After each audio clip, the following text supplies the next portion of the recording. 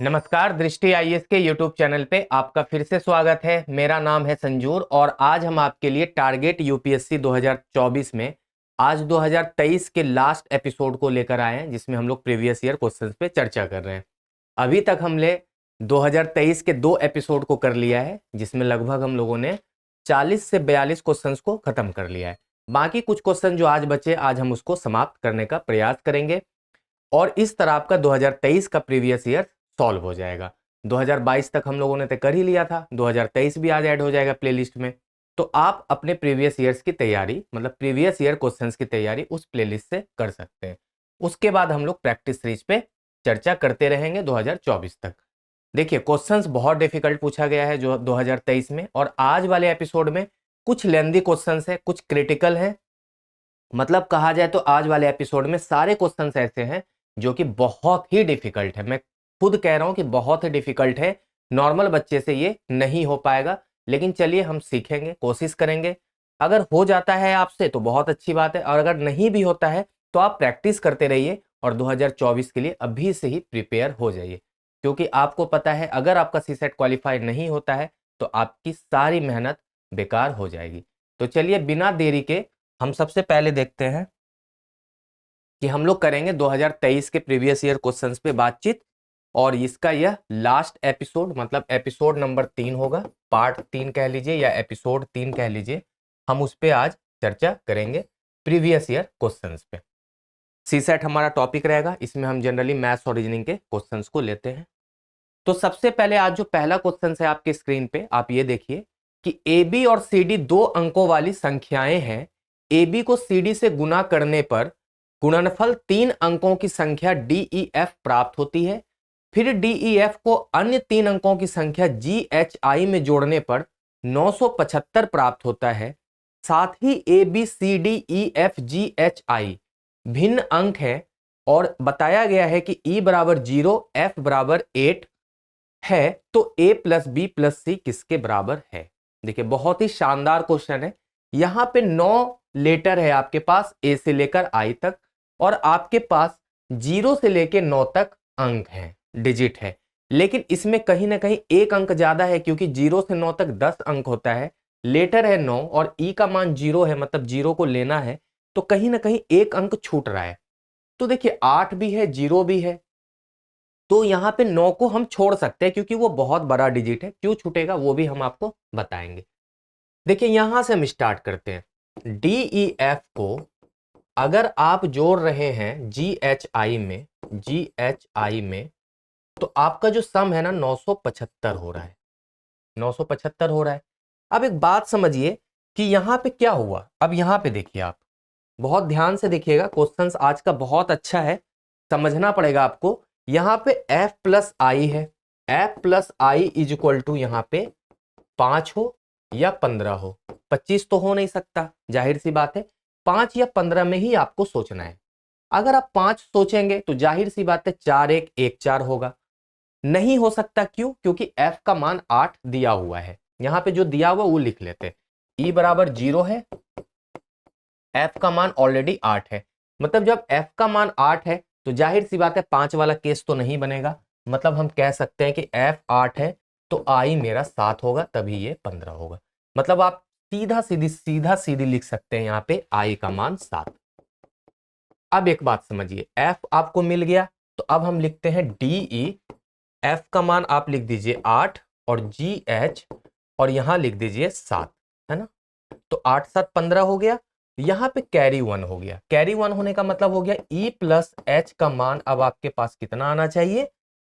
7 या 17। 27 हो नहीं सकता, तो 7 और 17 में सोचना है।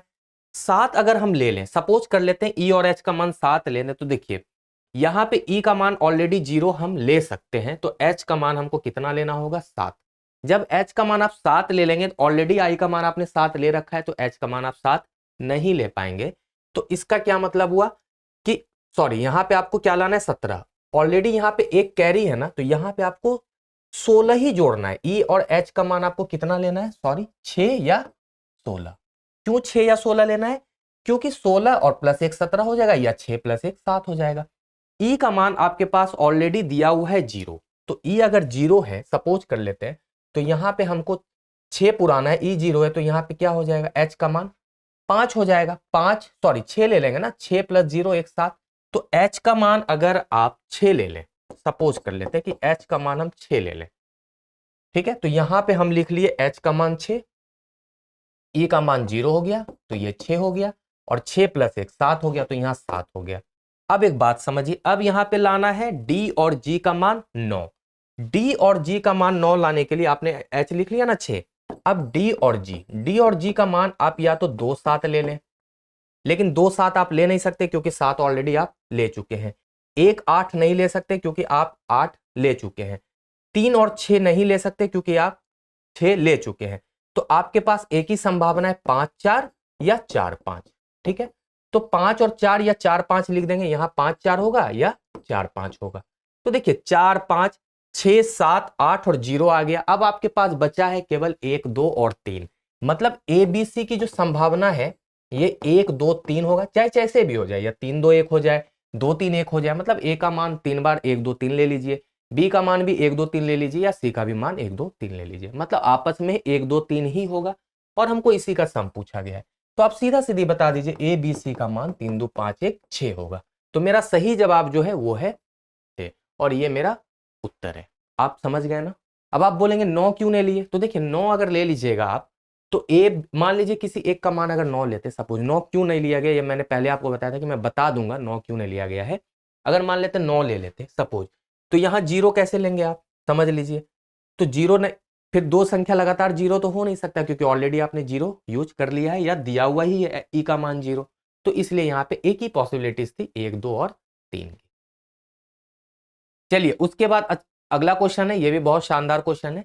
5 प्रत्याशी हैं पी क्यू आर एस और टी, मतलब 5 लोग हैं, इसके बारे में कुछ जानकारी दी हुई है जिसमें कहा गया है कि 2 कथन जो है ना वो सत्य हैं और एक कथन असत्य है। सत्य कथन है कि पी और क्यू में से एक को कार्य के लिए चुना गया, मतलब पी और क्यू में से एक को कार्य के लिए चुना गया, मतलब पी या क्यू। असत्य कथन है कि आर और एस में से कम एक को कार्य के लिए चुना गया। कम से कम का मतलब या तो आर या एस या दोनों, है ना, दोनों भी हो सकता है। कम से कम का क्या मतलब होता है, एक हो या ज्यादा से ज्यादा, जितना हो जाए। सत्य कथन है कि आर एस और टी में अधिक से अधिक 2 कार्य के लिए चुने गए। अधिक से अधिक का मतलब मैक्सिमम टू मिनिमम 0, मतलब यहां पे आर एस हो जाए, एस टी हो जाए, या आर टी हो जाए, या आर भी नहीं, एस भी नहीं, टी भी नहीं, 0 हो जाए। तो अब कहा गया है कि निम्नलिखित में कौन सा से निष्कर्ष निकाला जा सकता है या जा सकते हैं। देखिए बहुत शानदार क्वेश्चन है। ट्रू स्टेटमेंट जो है, पहला ट्रू स्टेटमेंट है कि पी और क्यू में किसी एक को कार्य के लिए चुना गया, तो या तो पी को चुना गया होगा या क्यू को चुना गया होगा। किसी एक को चुना गया है ना, तो दोनों को एक साथ नहीं ले सकते, या तो पी होगा तो क्यू नहीं होगा, क्यू होगा तो पी नहीं होगा।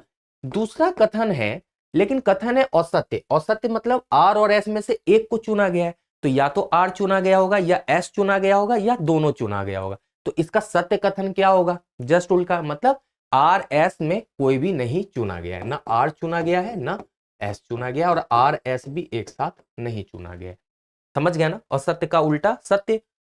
तो ये सत्य कथन क्या है कि आर एस में कोई भी नहीं चुना गया है इस स्टेटमेंट के अनुसार।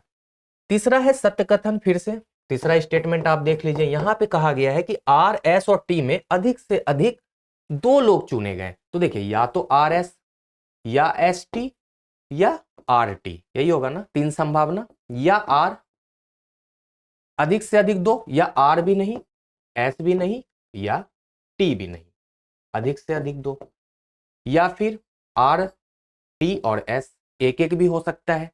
ये भी हो सकता है ना कि चुना भी नहीं गया, अधिक से अधिक का मतलब 0 भी हो सकता है, 1 भी हो सकता है और 2 भी हो सकता है। तो यहाँ पे इतनी पॉसिबिलिटीज है, मतलब बहुत ही कहेंगे ना गंदा सवाल है। मतलब कैसे यूपीएससी ऐसे ऐसे क्वेश्चंस पूछ रहे हैं जो कि मान लीजिए ह्यूमैनिटीज के बच्चे जो होंगे वो कहाँ से दे पाएंगे, लेकिन चलिए कोशिश। कार्य के लिए कम से कम 4 प्रत्याशी चुने गए।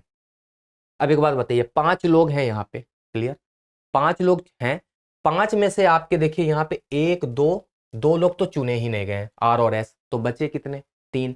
जब 3 ही बचे हैं तो कम से कम 4 प्रत्याशी तो चुने ही नहीं जा पाएंगे ना, तो ये तो सीधा सीधी गलत हो गया। कम से कम का मतलब 4 या 4 से ज्यादा।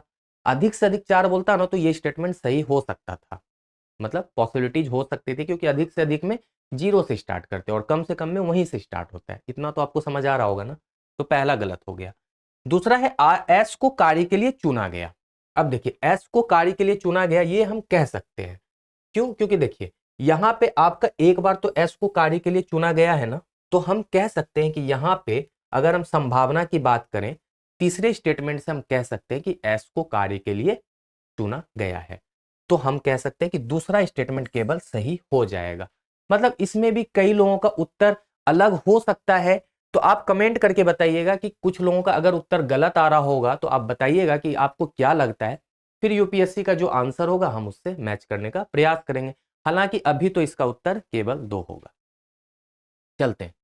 फिर उसी तरह का क्वेश्चन है, इस पे भी बहुत कॉन्ट्राडिक्शन हो सकता है लोगों का, लेकिन हम करने का प्रयास करेंगे कि मान लीजिए पी क्यू आर एस और टी 5 कथन है। यहां भी वहां 5 लोग थे, यहां 5 कथन है, वहां भी 5 P Q R S T थे और यहां 5 ही है। अब यहां पे है कि पी सत्य है तो क्यू और एस दोनों सत्य होगा। मतलब अगर पी सत्य होगा तो क्यू और एस भी सत्य होगा। मतलब पी अगर सच बोल रहा होगा तो क्यू और एस भी सत्य बोलेगा। यदि आर और एस सत्य हैं, मतलब अगर आर और एस दोनों सत्य हैं तो टी असत्य हो जाएगा। मतलब दोनों अगर एक साथ सत्य बोलेगा तो वो टी असत्य बोलेगा। ऐसे सोच लीजिए। मतलब क्या होता है ना, कई बार हम जनरल मीनिंग में बात करते हैं तो थोड़ा ज्यादा समझ आता है। अब कह रहा है कि निम्नलिखित में से कौन सा निष्कर्ष निकाला जा सकता है। यदि टी सत्य है तो पी और आर कम से कम एक अवश्य असत्य है, या क्यू सत्य है तो पी सत्य है। अब कहा गया कि इसका प्रयोग करके आप बताइए कि कौन सा सही है, एक सही है, दो सही है, दोनों गलत है या दोनों सही है। अब क्या बताएं इसको, ये भी क्वेश्चन बहुत ही खतरनाक है, बट करते हैं। पी सत्य है, मान लीजिए पी अगर सत्य हो तो क्यू भी सत्य बोलेगा और एस भी सत्य बोलेगा, ऐसा सोच लीजिए। दूसरा कह रहा है कि आर और एस दोनों सत्य हैं, ठीक है, तो टी क्या हो जाएगा, असत्य हो जाएगा। यही कह रहा है ना, क्लियर। या ऐसे सोच लीजिए ना, आर सत्य एस सत्य तो टी आपका सत्य हो जाएगा। मतलब ये है, एक तरह से मैंने इसको बना दिया है। आप इसको आप देखिए। अब इससे हम लोग निकालने का प्रयास करेंगे। यदि टी सत्य है, अब देखिए यहां पे टी असत्य है तो आर और एस सत्य है। यदि टी सत्य होगा तो पी और आर में कम से कम एक अवश्य असत्य होगा। अब देखिए यहां से ये स्टेटमेंट को हम सही कह सकते हैं। कैसे? देखिए अगर टी सत्य होगा तो इसमें से कोई एक तो असत्य होगा ही, ठीक है ना, एक तो असत्य होगा, क्योंकि दोनों के सत्य होने के बाद टी असत्य है। तो अगर टी असत्य सत्य हो जाता है तो दोनों में से एक तो कम से कम असत्य होगा ही होगा।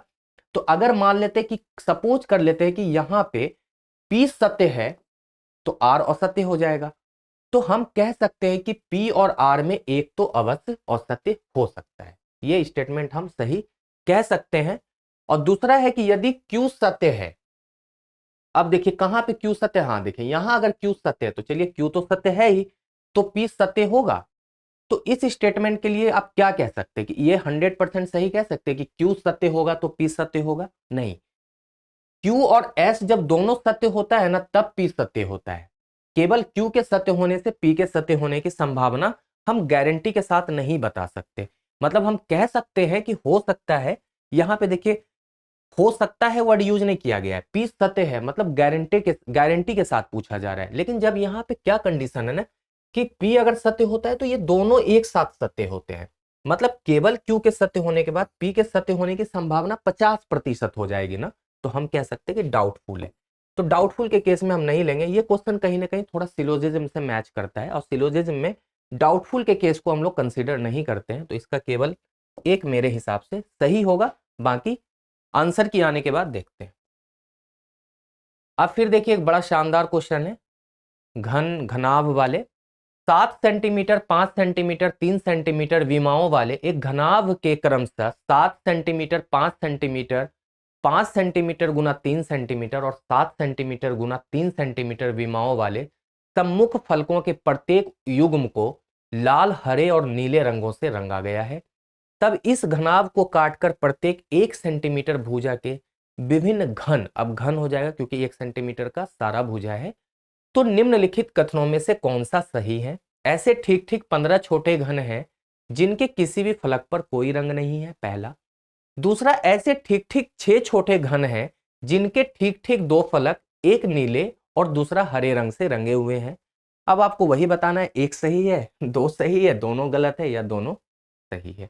बहुत ही लेंदी क्वेश्चन है, लेकिन इसको आप बहुत ज्यादा लेंदी इसलिए नहीं कहेंगे क्योंकि अगर आप घन बना लेते हैं ना तो फिर आप थोड़ा सा कर सकते हैं इसको क्वेश्चन को। तो आप देखिए, इस क्वेश्चन को करने के लिए हम ऐसा करते हैं, नए पेज पे चले जाते हैं, थोड़ा सा आपको आराम से समझाते हैं, ठीक है ना। क्वेश्चन का बीमा देख लीजिए क्या है, 7 5 3 का आपके पास घन दिया हुआ है। तो ऐसे सोच लीजिए कि मान लीजिए ये जो पहला फलक है ना, यही है आपका 7 का, 1 2 3 4 5 6 और 7, ठीक है। उसके बाद है 5 का, तो हम कह सकते हैं इसको जो है ना आप 5 का बनाइएगा। ये तो चलिए ऐसे हो जाएगा, है ना। इसको हम बना देते हैं 1 2 3 5 का, ये हो गया। अब गड़बड़ हो रहा है कुछ थोड़ा, लेकिन चलिए कोई नहीं, एडजस्ट करेंगे।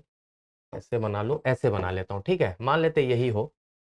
अब ये है 3 सेंटीमीटर का, तो इसको 3 सेंटीमीटर का हम बना लेंगे, ठीक है ना। कैसे 3 सेंटीमीटर का इसको बनाना है, तो आप इसको 3 टुकड़े में ऐसे बांटे और फिर उसके बाद इसको, मतलब थोड़ा गड़बड़ हो रहा है। आप ऐसे सोचिए, 7 5 3 है ना, छोड़िए, हम आपको बना के नहीं, आपको ऐसे ही बता देते हैं। 7 5 3 है, यहीं पे बताते हैं। बनाने में थोड़ा सा पंगा हो रहा है, घन बनाना मेरे लिए थोड़ा डिफिकल्ट हो जाता है। तो 7 और 5 और 3 का है, तो आप ऐसे सोचिए कि सामने वाला भुजा 7 का है। एक एक करके समझाते, 1 2 3 4 5 6 और 7, समझ लीजिए यही है सामने वाला भुजा, ठीक है। तो 7 सेंटीमीटर का है। अब आपको क्या करना है, क्या पूछा जा रहा है, पहला कि ऐसे ठीक ठीक 15 घन जिसके किसी भी फलक पर कोई रंग नहीं है। अब एक बात बताइए, कोई भी रंग होने नहीं होने के लिए आपको इधर से भी आपको एक टुकड़ा काटना पड़ेगा और इधर से भी एक टुकड़ा हटाना पड़ेगा।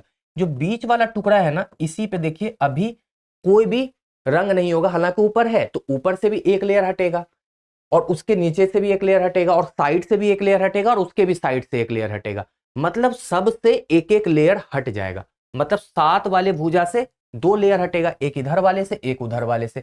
उसी तरह 5 वाले से 2 लेयर हट जाएगा, उसी तरह 3 वाले से 2 लेयर हट जाएगा। तो मतलब बचा कितना, 7 में 2 घटा देंगे तो 5 गुना 3 और गुना 1 हो जाएगा। मतलब 15 घन ऐसे तो निकल जाएंगे जिसमें भी कोई भी रंग नहीं होगा। ये तो बिल्कुल सही स्टेटमेंट है। आप समझ गए ना क्या कहना चाह रहे हैं, क्योंकि 7 सेंटीमीटर का है, समझ लीजिए ऐसे 7 घन, 1 2 3 4 5, तो इधर का एक टुकड़ा इधर का टुकड़ा हटा दी तो बीच वाला बचा। ऊपर से भी हटेगा नीचे से भी हटेगा, तो बीच का जो निकालना है ना, जो कलर नहीं होगा, ऑब्वियसली हम लोग फ्रंट में ही तो कलर करते हैं, अंदर थोड़ी लकड़ी का मान लीजिए वो घन हो तो अंदर नहीं है रंगा हुआ, बस हम लोग ऊपर रंग रहे हैं। अंदर अगर आप काटेंगे तो लकड़ी विदाउट रंगा हुआ ही दिखेगा। तो वही है कि आप सबका एक एक लेयर हटा दीजिए। तो एक एक लेयर हटाने का मतलब 7 से भी 2 लेयर हटेगा, क्योंकि 7 क्या है, एक आगे पोर्शन 7 है, एक पीछे भी 7 है, क्योंकि 6 होता है ना उसका फलक। तो 7 5 3 का मतलब 2 बार 7 5 3, तो एक बार 7 इधर एक बार 7 उधर, तो दोनों से एक टुकड़ा हटा देना। ये तो बिल्कुल सही है। दूसरा है, ऐसे ठीक ठीक 6 छोटे घन हैं जिनके 2 फलक, एक नीले एक दूसरे हरे रंग से रंगे हुए। सपोज कर लीजिए कि ये देखिए 7 गुना 5 वाला क्या है, लाल से है, तो ये जो 7 गुना 5 है ना, ये लाल से है। अब एक बात बताइए, मान लेते कॉर्नर वाला, अगर आप क्या है, 2 फलक एक नीले और दूसरा हरे से है। सपोज कर लीजिए नीला हरा वाला, ये तो इसको लाल से रंगे हैं, इधर ये मान लीजिए लाल हो, दूसरा जो फलक है इधर हरा हो और इधर नीला हो। तो नीला और हरा मुझे चाहिए ना, नीला और हरा, तो नीला और हरा निकालेंगे तो देखिए ये अगर निकालेंगे तो इसमें क्या होगा, आपका 3 कलर हो जाएगा, क्योंकि पीछे आपका क्या है, तीनों, मतलब उस लास्ट वाला जो कॉर्नर वाला जो क्यूब होता है उसमें 3 मतलब कलर होता है, एक इधर से एक इधर से इधर से। तो उससे जब आप निकालेंगे ना तो आपका कितना निकलेगा, देखिए ये नहीं निकला ये नहीं निकला, आपका क्या बचेगा, 5 है, ये 7 गुना 5 है, तो 5 में से इधर कितना बचेगा, 2, क्योंकि आप 3 बचेगा, तो 1 2 3। फिर उधर से आप काटेंगे तो उधर भी आपका 3 बचेगा, है ना। तो इस तरह हम कह सकते हैं कि इसके ठीक ठीक 6 छोटे घन आप आराम से काट सकते हैं, नीले और कौन, हरे रंग का यूज करते हुए। तो हम कह सकते हैं कि दूसरा वाला भी जो कथन है ना वो भी सही है। तो कह सकते हैं कि दोनों कथन यहां पे आपका सही हो जाएगा, ठीक है। तो चलिए अगले क्वेश्चंस की ओर को चलते हैं। कि शब्द इनकॉम्प्रिहेंसिबिलिटीज के अक्षरों को वर्णमाला के प्रतिलोम क्रम में लिखा जाता है तो कितने अक्षरों की संख्या, मतलब स्थितियां नहीं बदलेगी, अक्षर या अक्षरों मतलब ज्यादा ही होगा ऑब्वियसली। तो हम इसको पहले, सबसे पहले इनकॉम्प्रिहेंसिबिलिटीज लिखना पड़ेगा मुझे, INCOMPRE, इनकॉम्प्रिहेंसिबिलिटी, और बचा है क्या, TIES। बहुत लंबा चौड़ा लेटर है, खैर कोई बात नहीं। अब देखिए इसको क्या करना है, उल्टा लिख देना है, प्रतिलोम क्रम में, वर्णमाला के प्रतिलोम क्रम में लिखना है। प्रतिलोम क्रम में लिखने का मतलब है कि आपको वर्णमाला के प्रतिलोम क्रम में लिखना है ना। तो सबसे पहले हम कहां से स्टार्ट करेंगे, यहां से, उधर से लिखेंगे ना, यहां से लिखेंगे तो ए से लिखेंगे, तो उधर से हम लिखेंगे तो उल्टा हो गया, तो उधर से ए से स्टार्ट कर लीजिए। तो हम ऐसा करते हैं कि सबसे पहले देखिए बी है ना, तो बी को काटे, यहाँ बी लिख दिए। उसके बाद सी है क्या, सी भी है तो एक बार सी लिख दिए यहाँ। फिर डी है, डी नहीं होता इसमें, डी के बाद ई तो है, ई लिख दिए। एफ है, एफ भी नहीं है, ई हमारा 2 बार है तो 2 बार लिखे, देखिए छोड़िएगा नहीं तो गलती हो जाएगा। एफ नहीं है, जी भी नहीं है, एच है, एच तो है, एच कितनी बार है एक बार ये चेक कर लीजिए, इनकॉम्प्रिहेंसिबिलिटीज में एच एक ही बार आएगा तो एच लिख दिए। आई कई बार है, इनकॉम्प्रिहेंसिबिलिटीज टी है ये, है ना, तो आई 1 2 3 4 और 5 बार आई है, तो फटाफट लिख लीजिए आई आई आई आई आई। आई के बाद जे है क्या, जे नहीं होगा इसमें, के होगा, इनकॉम्प्रिहेंसिबिलिटीज में के नहीं होगा, आई जे के। एल तो जरूर होगा, एल एक बार यहाँ है और एल कहीं नहीं, तो एल हो गया। एम होगा इसमें, बिल्कुल है, एम भी है। एन कितनी बार है, तो देखिए 1 और 2 बार एन है तो 2 बार एन लिख लीजिए। एन के बाद ओ होगा, ओ है, एक बार ओ लिख लीजिए। उसके बाद पी, इनकॉम्प्रिहेंसिबिलिटीज में पी आएगा, पी यहाँ आ जाएगा, क्लियर। पी के बाद आपका और कहीं है पी, एक बार ई यहाँ छूट गया क्या, ई कितनी बार हम लोगों ने लिया है, 2 बार ई है ना, 1 और 2, 2 बार ई, तो काट दीजिए ना ई को। फिर पी ले लिया हम लोगों ने, पी एक ही बार था। क्यू, क्यू नहीं होगा, आर है, आर लिख लीजिए। एस, एस कितनी बार है, 2 बार, तो एस को 2 बार काट दीजिए, तो एस एस हो गया। उसके बाद क्या बच रहा है, टी, है ना, तो टी हमारा यहाँ एक बार ये छुपा हुआ है इनकॉम्प्रिहेंसिबिलिटीज में टी, तो यहाँ टी हो गया।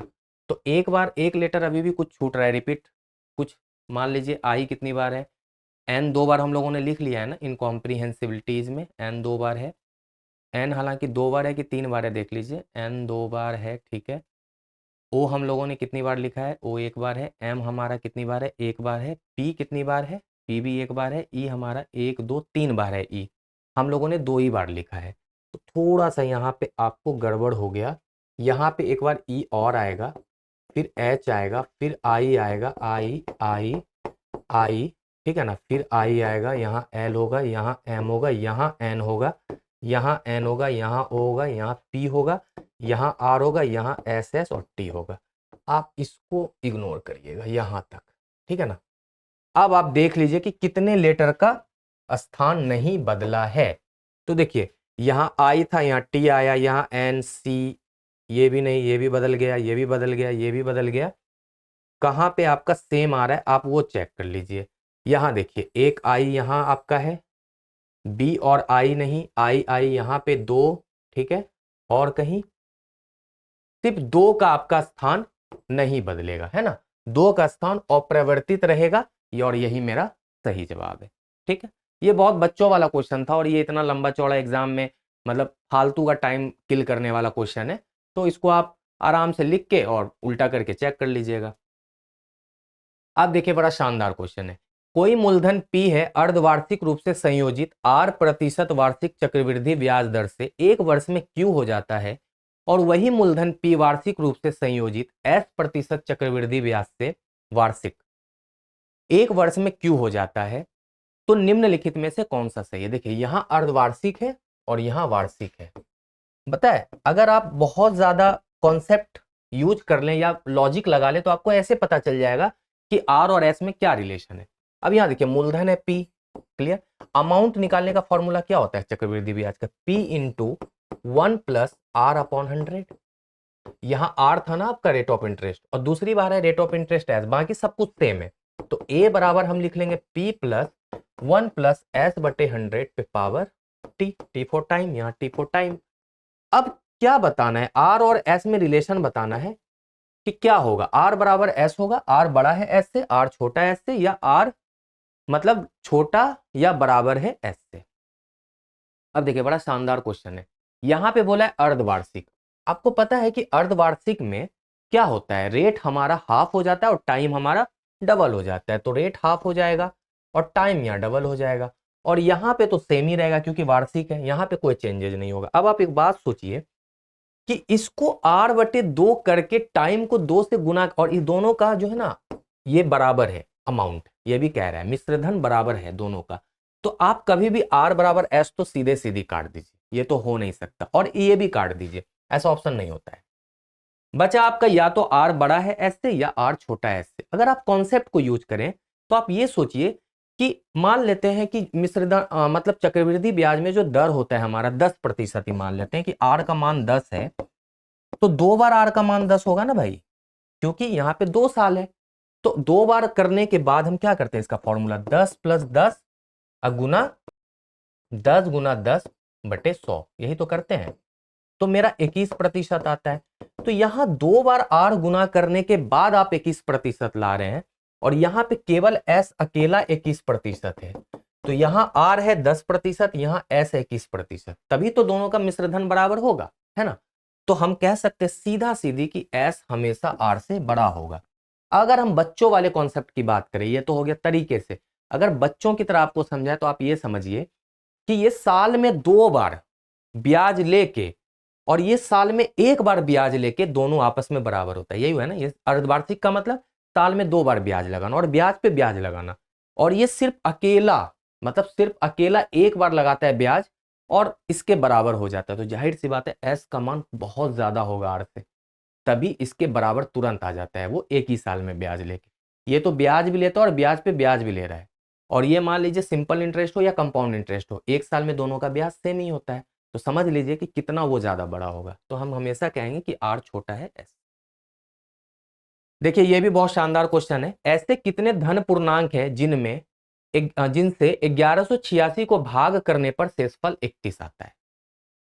अब देखिए एक संख्या 1186, अगर इसको भाग करेंगे मान लेते किसी भी संख्या से, तो शेषफल 31 आता है। तो भाई जो शेषफल आ रहा है उसको पहले घटा दीजिए, तो फिर नहीं आएगा शेषफल, है ना। तो 1155। अब 1155 को ही भाग करना है ऐसी संख्या से जो उसको कंप्लीट भाग कर दे। शेषफल अब नहीं आना चाहिए, क्योंकि जो शेषफल आ रहा था उसने पहले ही आपको मतलब आपने हटा दिया। तो देखिए 1155 का हम क्या करेंगे ना, सीधा सीधी प्राइम फैक्टराइजेशन ढूंढ लेते हैं या फैक्टर कर लेते हैं फिलहाल।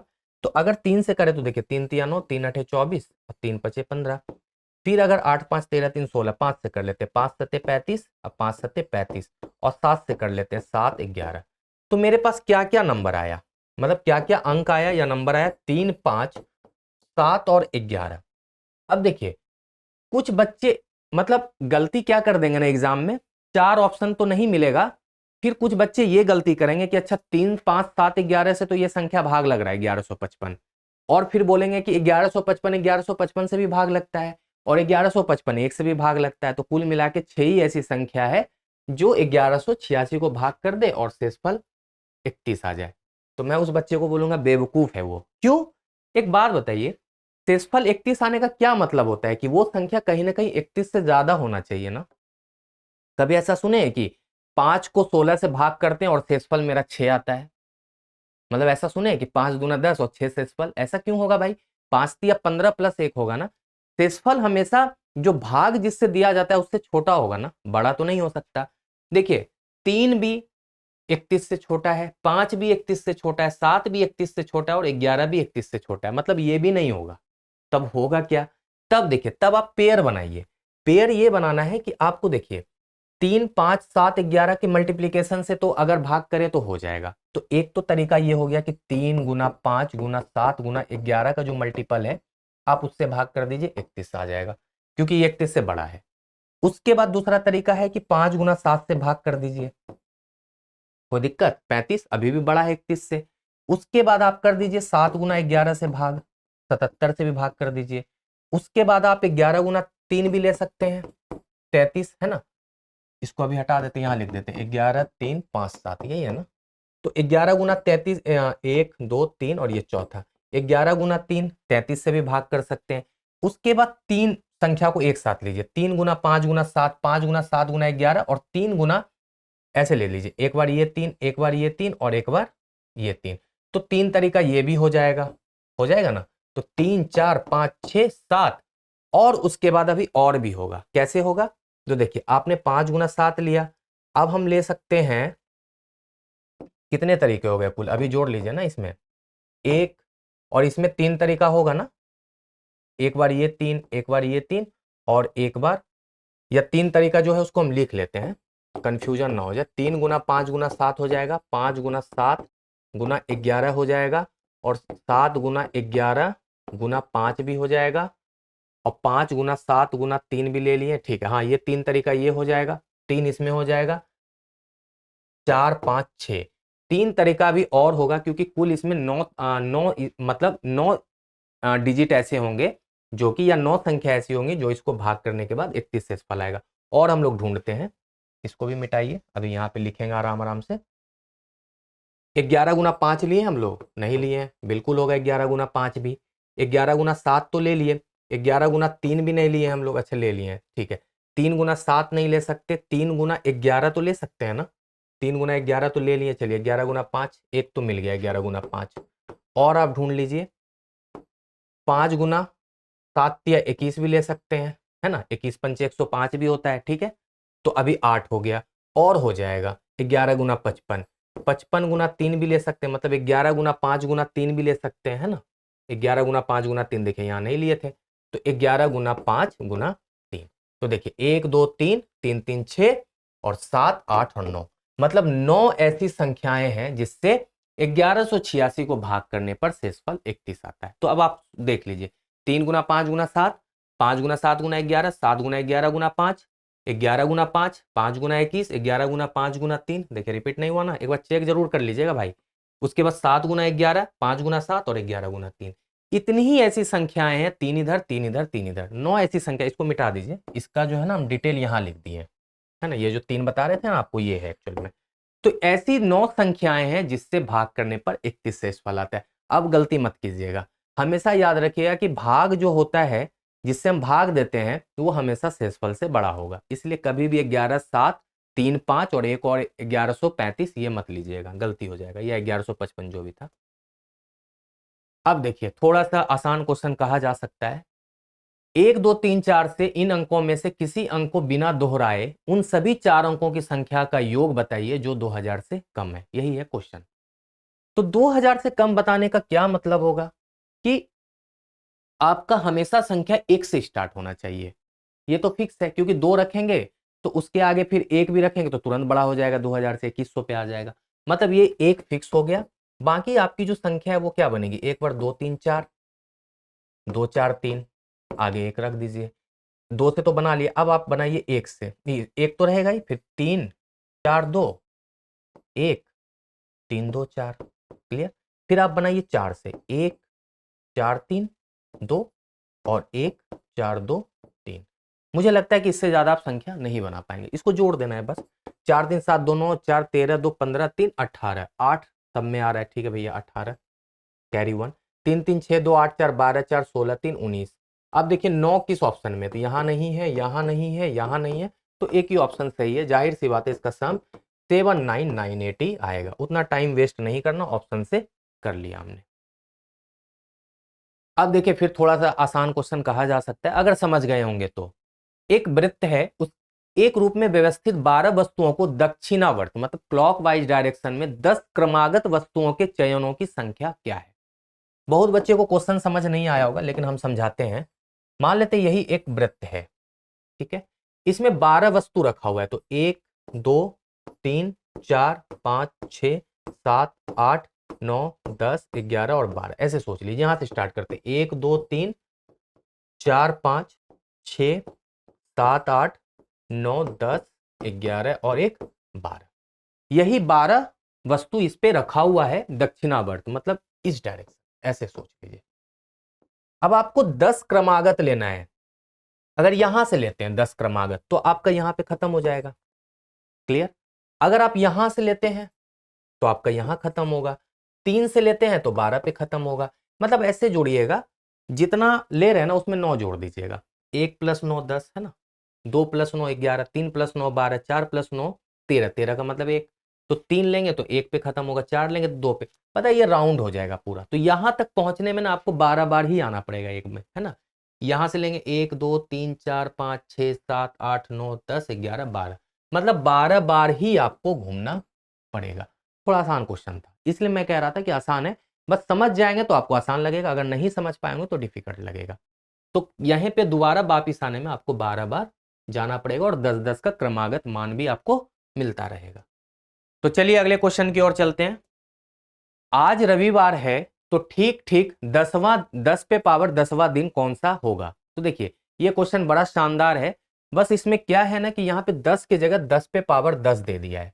अगर 10वां दिन ही पूछता तो बहुत आसानी से बता देते कि 7 दिन में दिन हमारे रिपीट हो जाता है, तो रविवार से रविवार 7 दिन, उसके बाद 3 दिन एक्स्ट्रा, तो सोमवार मंगल बुध। बट ऐसा नहीं, यहाँ पे 10 पे पावर 10 दिया है। तो देखिए आप ऐसे समझिए, अगर 10 को हम 7 से डिवाइड करें तो रिमाइंडर क्या आता है 3, पावर 1 लगा दीजिए अभी, है ना। 10 पे पावर 1 10 ही होगा। अगर 10 पे पावर 2 हो जाए और 7 से डिवाइड करें तो 100 को 7 से डिवाइड करेंगे तो देखिए 14 × 98 तो 2। आप ऐसे भी सोचिए, पावर जैसे 1 लगा तो यहाँ 30 हो जाएगा, है ना। तो 7 चौके 28 2 30। 10 पे पावर 3 और 7 से डिवाइड कीजिए तो 1000, यहाँ 20 हो जाएगा। अब देखिए जाहिर सी बात है लास्ट में 2 बच रहा था, लेकिन जैसे पावर लगा तो 1 0 बढ़ा तो ये 20 हो गया। तो 7 चौके 28 7 तिया 21 मतलब 6 हो जाएगा पावर, है ना। 7 दूना 14 6 20। 1000 को 7 से डिवाइड करेंगे तो 6 ही आएगा ना। उसके बाद 10 पे पावर 4 हो जाए और 7 से डिवाइड करें तो 7 7 8 56 4 हो जाएगा पावर, है ना। 10 पे पावर 4 पे 7 करेंगे तो 4 हो जाएगा। ठीक है ना, सही तो कर रहे हैं ना। 1000 को आप 7 से एक बार डिवाइड कर लीजिए, बस ये कंफ्यूजन ना हो। 3 7 चौके 28 7 दूना 14 और 6, ठीक है हाँ 6 ही आएगा, मतलब गलत नहीं हो रहा है ना। उसके बाद 10 पे पावर 5 करेंगे और 7 से डिवाइड करेंगे तो देखिए 40, तो 7 5 35 5 हो जाएगा। अब 10 पे पावर 6 पे 7 से डिवाइड करेंगे तो देखिए 50, 7 7 49 1 50 1 हो जाएगा। 10 पे पावर 7 को 7 से डिवाइड करिए तो यहाँ 1 3, देखिए अब रिपीटेशन होगा, अब रिपीटेशन होगा। अब 7 से डिवाइड करेंगे तो 2 आएगा और फिर 9 पे डिवाइड करेंगे 7 से तो ये 6 आएगा। और 10 पे पावर 10 को अगर 7 से डिवाइड करेंगे तो रिमाइंडर 4 आएगा। मतलब रिपीटेशन क्या था, 3 2 6 4 5 1, 3 2 6 4 5 1। जैसे 2 का आपको बताया था 4 साइकिल में होता है, उसी तरह अगर 7 को 7 से 10 डिवाइड करेंगे ना, मतलब उसका स्क्वायर बढ़ाते बढ़ाते पावर, तो आपका साइकिल आएगा 3 2 6 4 5 1। तो अब हम देख रहे हैं कि 10 पे पावर 10 को 7 से डिवाइड करते हैं तो मेरा रिमाइंडर आता है 4। वही तो मेरा ऑड डे है, तो शनि रविवार से 4 दिन एक्स्ट्रा जोड़ लीजिए, तो सोमवार मंगल बुध और बृहस्पतिवार। तो मेरा सही जवाब है बृहस्पतिवार। क्वेश्चन लेंदी नहीं था, बट आपको बस ये चीज पता होना चाहिए, आप भाग कर लेती। और अगर बहुत बच्चे परेशान है तो सीधा 10 पे पावर 10 रख के, है ना, 10 पे पावर 10 है तो 10 बार 0 1 2 3 4 5 6 7 8 9 10 और 7 से डिवाइड करिए, रिमाइंडर 4 ही आएगा। अब देखिए बड़ा शानदार क्वेश्चन है, एलसीएम एचसीएफ का है। 3 ट्रैफिक सिग्नल है, प्रत्येक सिग्नल का रंग हरे से लाल और लाल से हरा बदलता है। मतलब हरे से लाल और लाल से हरा बदलता है, पीला वाला कंडीशन नहीं है यहाँ। हरे से लाल रंग बदलने में पहले सिग्नल को 25 सेकेंड, दूसरे को 39 सेकेंड और तीसरे को 60 सेकेंड लगता है। हरे वो लाल रंगों की अवधियां समान हैं। 2 बजे अपराह्न को वो एक साथ हरे हो जाते हैं। 3 ट्रैफिक सिग्नल है, मान लीजिए ए बी सी, एक साथ सब हरा हुआ है अभी 2 बजे के करीब। तो अगली बार किस समय पे एक साथ हरे होंगे। ऐसा क्वेश्चन हम लोग बचपन में करते थे ना कि 3 मंदिर की घंटियां हैं, एक 10 सेकंड के अंतराल पे बजती है, एक 20 सेकंड के, एक 30 सेकंड के, तो तीनों एक साथ कब बजेंगी। तो हम क्या करते थे, तीनों का एलसीएम निकालते थे। हालांकि यहाँ भी वही है, बस थोड़ा सा क्या कर दिया है ना कि देखिए यहां पे है कि हरे से लाल और लाल से हरा, तो 2 साइकिल में हो रहा है। पहले हरा से हरा आने में क्या हो रहा है, मतलब उसको 2 बार जाना पड़ेगा, पहले हरे से लाल फिर लाल से हरा, मतलब 2 बार उसको चलना पड़ेगा। तो मान लेते हैं कि पहला सिग्नल 25 सेकंड में हरा था, तो हरा से लाल और लाल से हरा जाने में 50 सेकंड लगा होगा उसको, मतलब वो अगली बार 50 सेकंड के बाद फिर से हरा हो जाएगा। उसी तरह इसको 78 सेकंड लग जाएगा भाई, सीधी सी बात है, और इसको 120 सेकंड लग जाएगा। बस आप इसका एलसीएम निकाल दीजिए।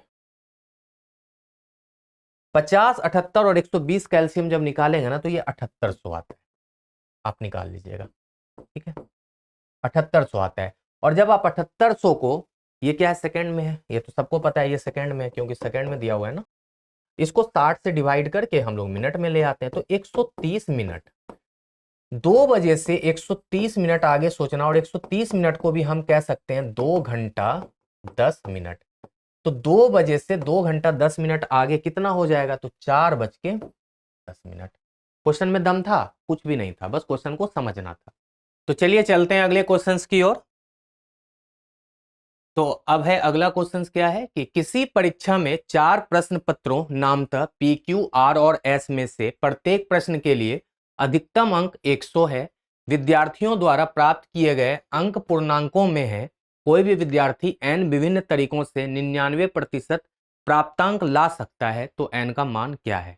देखिए, इस प्रश्न में सबसे इंपॉर्टेंट बात है पूर्णांक, इस पे ध्यान रखिएगा। पूर्णांक का अर्थ होता है पूर्ण अंक, मतलब वो डेसिमल में नहीं होगा, जो भी अंक होगा वो एक कंप्लीट नंबर होगा, जैसे 95, 96, 97, 98, 99, इस तरह के अंक होंगे।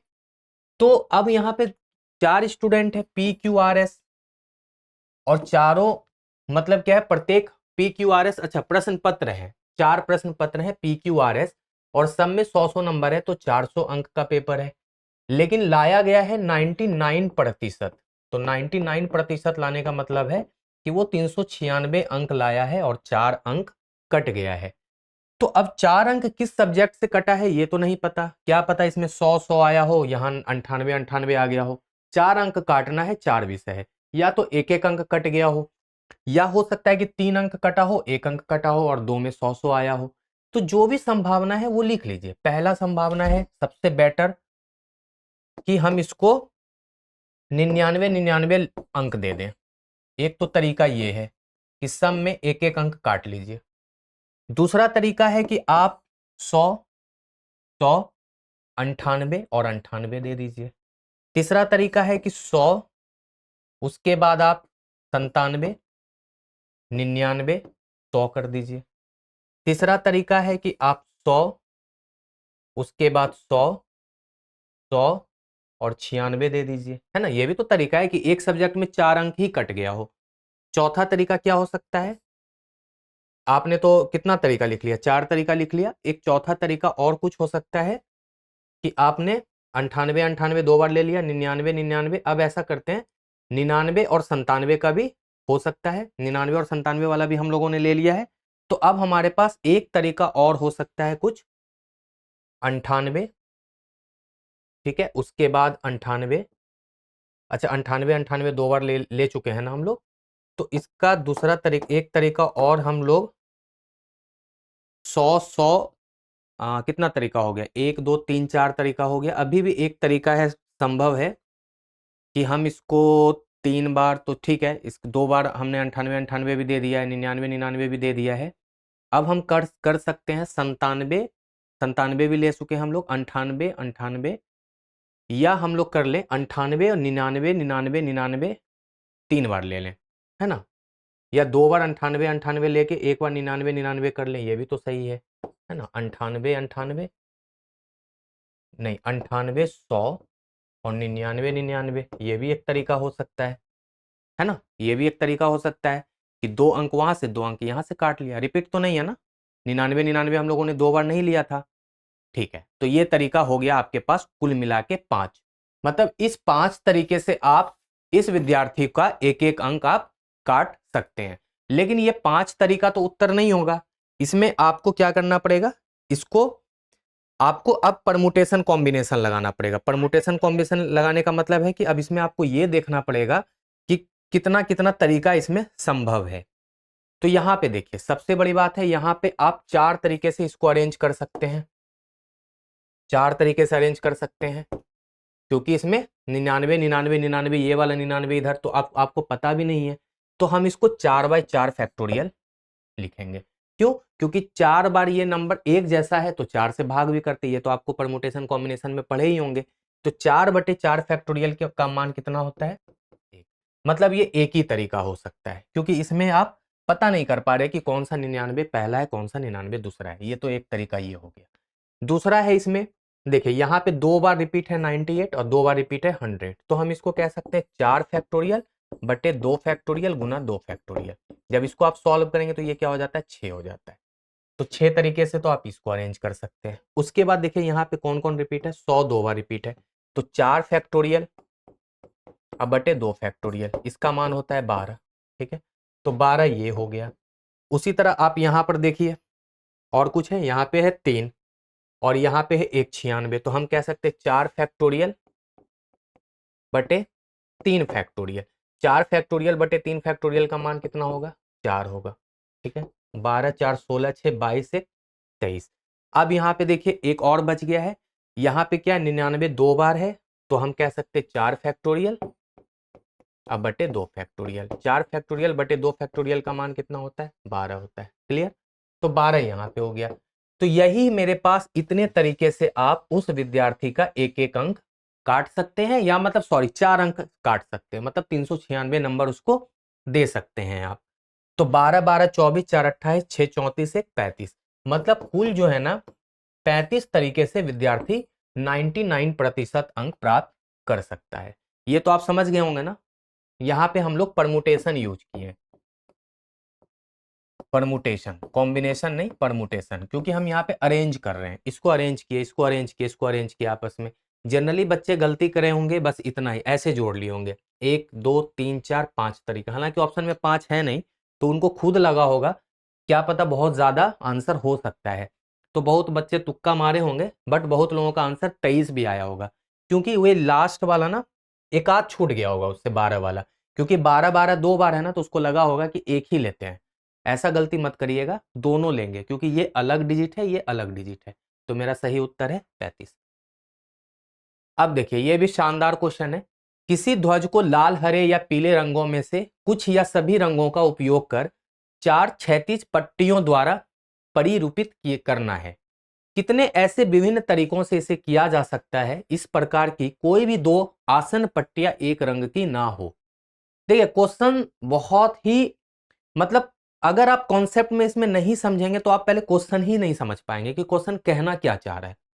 4 मतलब एक ऐसा फ्लैग है जिसमें 4 पट्टी है, ये कह रहा है पहला बात।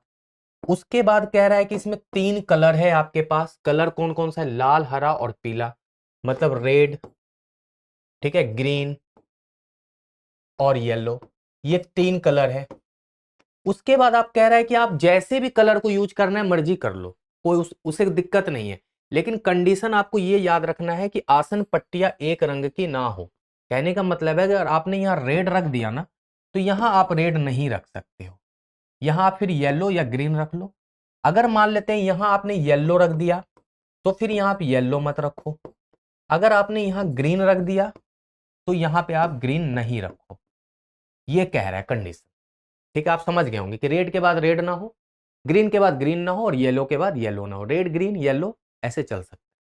तो चलिए हम इसको कैसे बनाएंगे आप ये समझिए। मान लेते हैं कि यही एक फ्लैग है, सपोज कर लेते हैं, 4 इसमें पट्टी है। अब मेरे पास रंग कितने हैं? 1 2 और 3, 3 रंग है। 3 रंगों को हम मान लेते हैं कि इस यहीं पे रख दें, तो यहाँ पे 3 रंगों को 3 तरीके से तो आप रख सकते हैं, ये तो तय बात है। सपोज कर लेते हैं कि आप रेड ही रख रहे हो या ग्रीन ही रख रहे हो या येलो ही रख रहे हो, तो एक बार या तो ये रखे होंगे या ये, तो 3 तरीके से कोई भी एक रंग रख दीजिए। चाहे आपने मान लीजिए रेड रख दिया सपोज, ठीक है, तो अब यहाँ रेड रखे होंगे तो यहाँ ग्रीन या येलो ही रखाएगा, जाहिर सी बात है ना। या अगर ग्रीन रखे होंगे तो रेड या येलो रखाएगा, अगर आप यहाँ येलो रखे होंगे तो रेड या ग्रीन रखाएगा। मतलब यहाँ पे अब 2 ही संभावना है। क्लियर? अगर मान लीजिए यहाँ पे रेड रखे और यहाँ ग्रीन रखे होंगे, तो यहाँ ग्रीन रखने के बाद फिर इससे आप यहाँ रेड और येलो तो यूज कर सकते हैं ना। आसन्न पट्टियों पर नहीं बोला है, लेकिन अल्टरनेट पे तो हो सकता है। तो बच्चे जनरली यहाँ पे एक रख देते हैं, उनको लगता है 3 कलर है, 3 बार यहाँ, 2 बार यहाँ, 1 बार यहाँ और यहाँ कुछ नहीं रखे, तो वो गलत हो जाता है। ऐसा नहीं, यहाँ भी 2 तरीका हो जाएगा और यहाँ भी 2 तरीका हो जाएगा। तो कुल तरीका कितना हो गया, 3 गुना 2 12, 3 दूना 6, दूना 12, दूना 24। मतलब आप 24 तरीके से इसको रख सकते हैं, 24 तरीके से आप कलर कर सकते हैं। समझ गए ना यहाँ दो दो क्यों हुआ? फिर से समझाते, देखिए यहाँ अगर आपने रेड रखा तो ग्रीन येलो रख सकते हैं। मान लेते हैं यहाँ आपने ग्रीन रख दिया तो आप यहाँ रेड और येलो तो रख सकते हैं ना। और अगर यहाँ पे मान लीजिए रेड रख दिया तो यहाँ येलो ग्रीन रख सकते हैं। समझ गया ना? मतलब इसी वजह से यहाँ 3 गुना 2 गुना 2 गुना 2 किया गया। चलिए अगले क्वेश्चन को देखते हैं, ये भी अच्छा क्वेश्चन है। किसी आयताकार फर्श की माप लंबाई में 4 मीटर और चौड़ाई में 2.2 मीटर मतलब 2.2 मीटर है। 140 सेंटीमीटर और 60 सेंटीमीटर आमाप की टाइलों को इस तरह बिछाना है कि टाइलें एक दूसरे को ना ढके, मतलब एक दूसरे के ऊपर ओवरलैप ना हो। किसी भी टाइल को किसी भी विन्यास में बिछाया जा सकता है जहां तक इसके किनारे फर्श के किनारे के समांतर हो। फर्श पर अधिकतम कितनी टाइल आ सकती है, मतलब फर्श पर अधिकतम कितनी टाइल आ सकती है। देखिए यहाँ पे ना मेरा ऑप्शन बहुत इंपॉर्टेंट रोल अदा करेगा। इसमें यहाँ पे दिया गया है कि एक आयताकार फर्श है, मान लेते हैं यही एक आयताकार फर्श है जिसकी लंबाई है 4 मीटर और चौड़ाई है 2.2 मीटर। तो हम कह सकते हैं 4 मीटर का मतलब 400 सेंटीमीटर और 2.2 मीटर का मतलब 220 सेंटीमीटर। बचपन में पढ़ते थे ना हम लोग कि इसमें टाइल्स बिछाना है, कुछ माप दिया रहता था टाइल्स का, तो इसमें टाइल्सों की कितनी संख्या हो सकती है, ऐसा क्वेश्चन बनाया था ना, लगभग वही है, बस वही है। अब टाइल्स का जो माप है ना वो कितना है आप देख लीजिए, 140 गुना 60। तो 140 गुना 60 से इसको भाग कर दीजिए। देखिए अगर आप इसको कटाएंगे ना तो ये देखिए क्या हो जाता है, 2 से 11, 2 से 3, 2 से 7, 2 से 20, मतलब 20 गुना 11 हो जाता है 220 बटे 21, यही होगा ना, 11 दूना 22।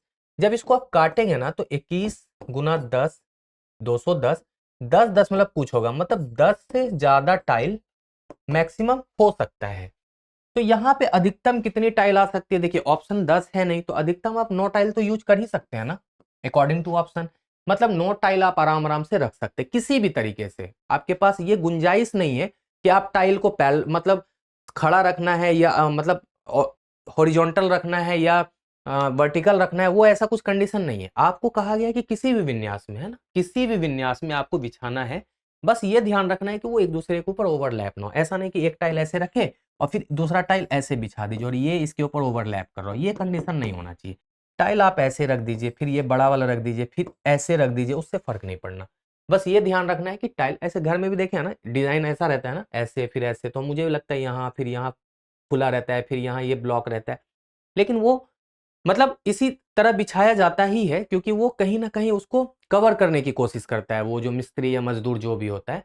तो मतलब ये है कि 9 टाइल्स तो आप आराम आराम से रख, बाकी 10 से ज्यादा थोड़ा बहुत लगेगा उसमें। अब देखिए एक अच्छा क्वेश्चन है, पी क्यू आर एस और टी 5 व्यक्ति हैं जिनमें प्रत्येक व्यक्ति को एक कार्य सौंपना है, मतलब हर आदमी को एक कार्य देना है।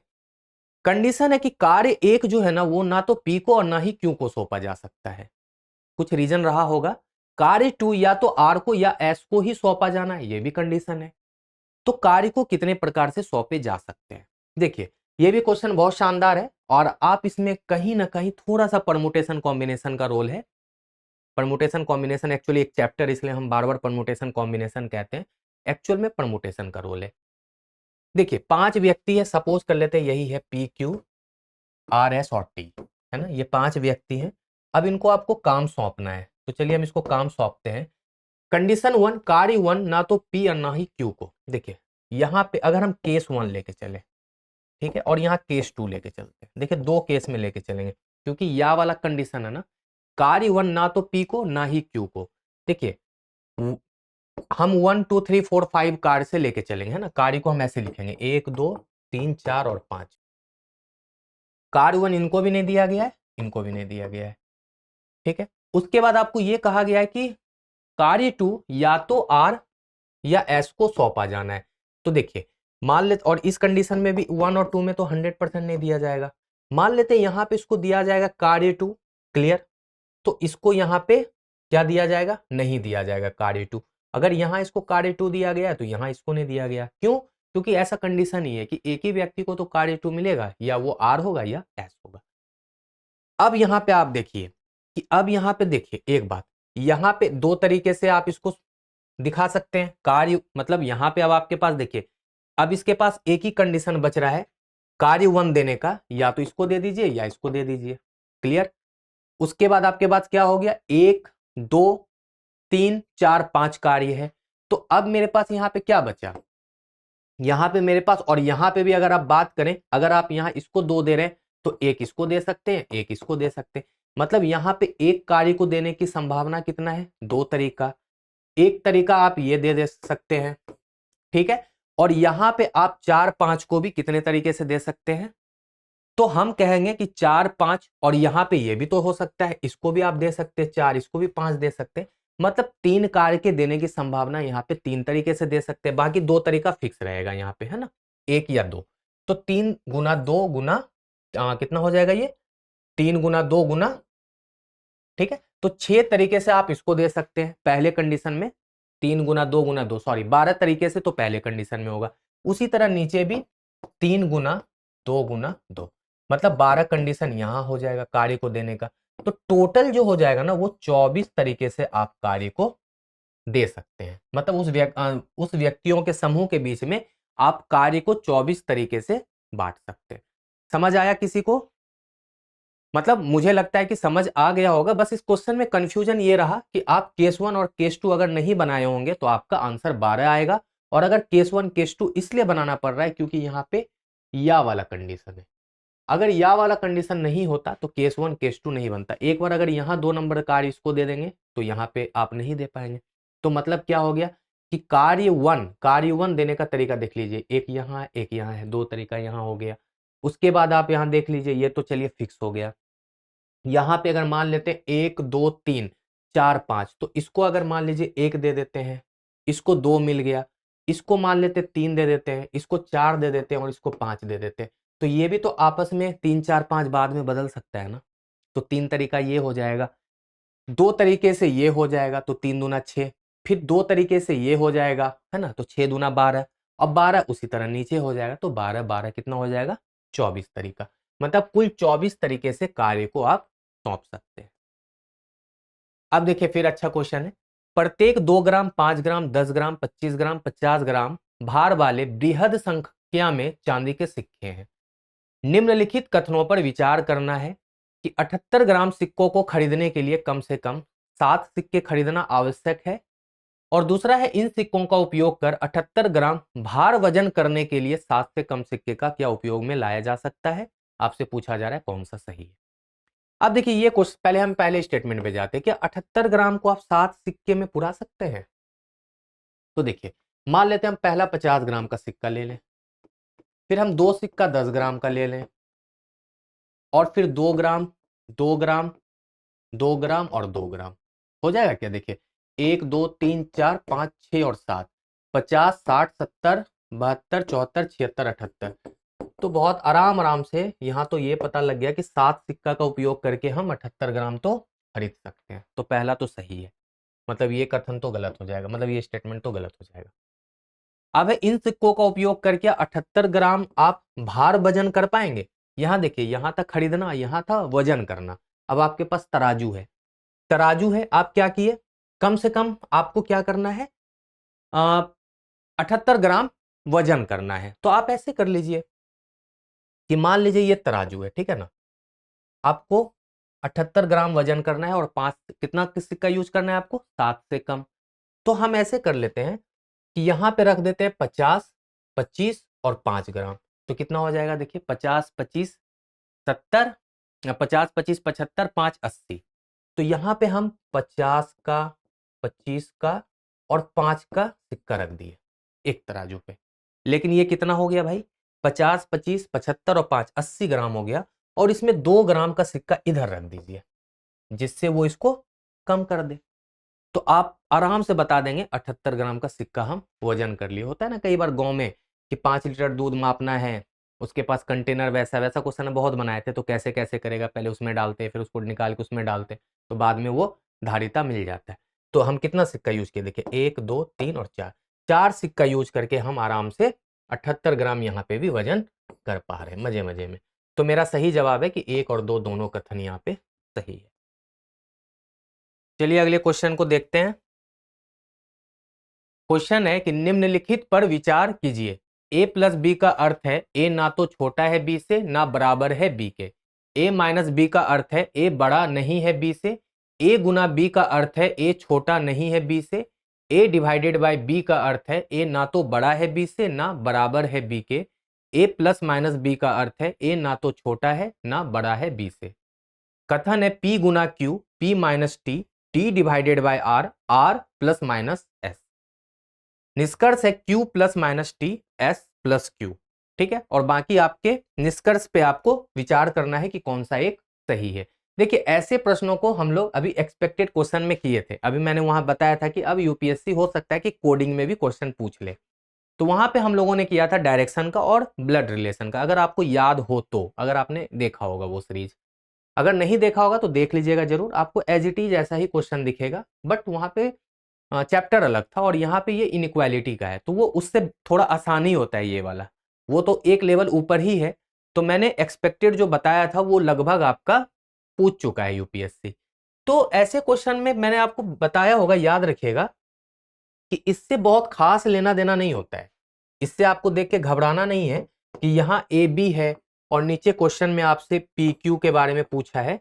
एक्चुअल में क्या होता है ना कि इससे मुझे इसलिए लेना देना ज्यादा नहीं होता क्योंकि ये बस इंस्ट्रक्शन है कि ए प्लस बी मतलब पहला या दूसरा, ऐसे सोचिए, पहला प्लस दूसरा, पहला माइनस दूसरा, इसका मतलब ये होता है। तो कुल मिला के यहाँ पे या तो इसको पी क्यू ट्रीट कर लीजिए क्योंकि यहाँ पी क्यू में दिया हुआ है, फिर पीटी है तो इसको पीटी ट्रीट कीजिए, मतलब यही होता है बेसिकली। बहुत ज्यादा अगर नहीं समझना है तो सिर्फ आप इसको पकड़िए कि इसका अर्थ क्या होता है, बस ये समझिए। तो यहाँ पे प्लस का जो मतलब है ना वो क्या है, ए ना तो छोटा है बी से ना बराबर है बी से। तो मान लीजिए अगर कोई चीज अगर ए छोटा भी ना हो और बराबर ना हो तो मतलब इसका साफ साफ मतलब है कि बड़ा है। यही होता है ना कि ए बड़ा है बी से। यहां है a माइनस बी का अर्थ है बड़ा नहीं है, तो बड़ा नहीं है तो बहुत आसानी से आप बोल देंगे कि छोटा होगा, तो नहीं, छोटा नहीं, छोटा या बराबर, याद रखिएगा, बस यही गलती नहीं करना है। तो छोटा या बराबर। गुना का अर्थ क्या होगा यहाँ पे, गुना का अर्थ है कि a छोटा नहीं है, छोटा नहीं है मतलब बड़ा या बराबर। उसके बाद यहां पे कह रहा है कि a divided by B, divided by का अर्थ है ना तो बड़ा है बी से ना बराबर है बी के। देखिए ना बड़ा है ना बराबर है मतलब छोटा है। उसके बाद कह रहा है प्लस माइनस का मतलब कि ए ना तो छोटा है ना बड़ा है, अगर कोई चीज ना छोटा है ना बड़ा है मतलब बराबर है। बस अगर ये पता कर लिया उसके बाद आपका काम आसान हो जाएगा। अब हम स्टेटमेंट को भी बदल देते हैं यहाँ पे, P गुना Q, तो गुना का मतलब क्या है देख लीजिए, बड़ा या बराबर है Q के। दूसरा स्टेटमेंट है P माइनस टी, माइनस का मतलब less than equal to T, ठीक है, ये T है। तीसरा स्टेटमेंट है T divided by R, divided का मतलब less than T less than R। चौथा स्टेटमेंट है R प्लस माइनस मतलब R बराबर S। यही तो है। हम निष्कर्ष को भी बदल देते हैं, Q प्लस माइनस मतलब Q बराबर T और यहाँ पे S प्लस Q, S बड़ा है Q से। बस आपको इस दोनों को चेक करना है। तो यहाँ पे आप क्या कीजिए ना कि सारे स्टेटमेंट को मर्ज करने का प्रयास कीजिए। देखिए इसको हम मर्ज कर लें क्या, या इस दोनों को पहले मर्ज करते हैं। देखिए बहुत आसानी से आप मर्ज कर लेंगे, P less than equal to T, T less than equal to R, R बराबर S, और यहाँ पे क्या कह रहा है, सॉरी यहाँ पे P है ना, और यहाँ देखिए P बड़ा है, बराबर, बड़ा या बराबर है Q से। तो देखिए चारा स्टेटमेंट आपने इसको मर्ज कर लिया। सबसे डिफिकल्ट टास्क यही होता है कि स्टेटमेंट को मर्ज करना। कुछ गड़बड़ नहीं है, आप चेक कर लीजिए, सही है। अब यहाँ पे पूछा जा रहा है कि Q बराबर है T के, तो देखिए Q T के बराबर नहीं है, Q less than equal to T होगा। यहाँ भी लेस देन है, यहाँ भी लेस देन है, मतलब Q less than equal to T है। Q less than equal to T होगा, ना कि बराबर होगा, गलत हो गया। दूसरा है S बड़ा है Q से, तो देखिए S के यहाँ पे S, यहाँ पे भी S लिख सकते हैं, यहाँ बड़ा का सिंबल है और यहाँ फिर बराबर, बड़ा या बराबर और बड़ा या बराबर, तो लेकिन यहाँ पे बड़ा है ना तो कहीं ना कहीं ये बड़ा ही होगा, मतलब S बड़ा होगा Q से हमेशा। तो यहाँ पे कथन 2 ही मेरा केवल निगमित होता है। ये इसलिए नहीं हुआ क्योंकि यहाँ पे लेस देन इक्वल टू का सिंबल लगा हुआ है। तो इस तरह आज हमने यूपीएससी 2023 के सारे क्वेश्चंस को हल कर लिए हैं। इसमें हो सकता है कि 2-3 ऑप्शन में आपको कॉन्ट्राडिक्शन मिले, हो सकता है कि आपको लगे कि ये सही है, कुछ को लग रहा होगा कि नहीं आप जो बताए वो सही नहीं हो, कि ये सही होना चाहिए। क्योंकि बहुत सारे यूट्यूब चैनल पे अलग-अलग उत्तर भी देखा जा रहा है। लेकिन संभवतः मैंने जो आपको बताया है वो सही होगा, ऐसा मेरा प्रयास रहा है कि इसमें कुछ भी गलती की गुंजाइश नहीं रही होगी। हाँ, कई बार आयोग के द्वारा जो उत्तर कुंजी मिलता है उसको हम आधार मानते हैं, तो हम उस उत्तर कुंजी का हम इंतजार करेंगे जब आएगा। तो फिर हम अगर उसमें कुछ गड़बड़ होगा तो उसमें हम सुधार करने की कोशिश करेंगे। फिलहाल जो आपको 80 क्वेश्चंस के अंदर जो भी मैथ्स के 55-56 क्वेश्चंस को कराया गया है वो सारे सही है, संभवतः सही है, प्रयास भी किया गया है, बहुत एक्सपेरिमेंट भी किया गया है, उस पे बहुत सोच विचार के सॉल्यूशन को बनाया गया है। तो आप इस वीडियो को ज़्यादा से ज़्यादा देखिए, लोगों तक पहुंचाइए, शेयर कीजिए। और लास्ट में मैं ये जरूर कहूंगा कि यूपीएससी 2023 का पेपर सच में वाकई बहुत डिफिकल्ट था, बहुत ही हार्ड था। नॉर्मल बच्चों के लिए यह करना बहुत ही मुश्किल हो जाएगा, उसके लिए पेपर क्वालिफाई ही करना कठिन हो जाएगा। लेकिन हाँ, अगर आप हमारे प्रैक्टिस सीरीज के साथ जुड़ते हैं जो अब हम जारी करेंगे, अगले 2-3 दिनों से हम लगातार उस पर अब काम करेंगे। सप्ताह में कम से कम 3 वीडियो लाने का प्रयास किया जाएगा, जिसमें कि लगभग 7-8 प्रश्न होंगे, अच्छी क्वालिटी के प्रश्न होंगे। लेकिन हाँ, बेसिक से लेके एडवांस तक चलेंगे, ऐसा नहीं कि बहुत हाई लेवल पे लेके जाएंगे फिर आपको समझ नहीं आएगा। हमारे पास समय बहुत है, 2024 तक हम इसको कंटिन्यू करेंगे, तो धीरे धीरे आप उसको हमारे साथ सीखिए। वीडियो को शेयर कीजिए, लोगों तक पहुंचाइए, और जो भी दिक्कत हो आप हमसे कमेंट में पूछ सकते हैं। तो चलिए आज के लिए इतना ही, मिलते हैं हम अगले वीडियो में। आज के लिए शुक्रिया।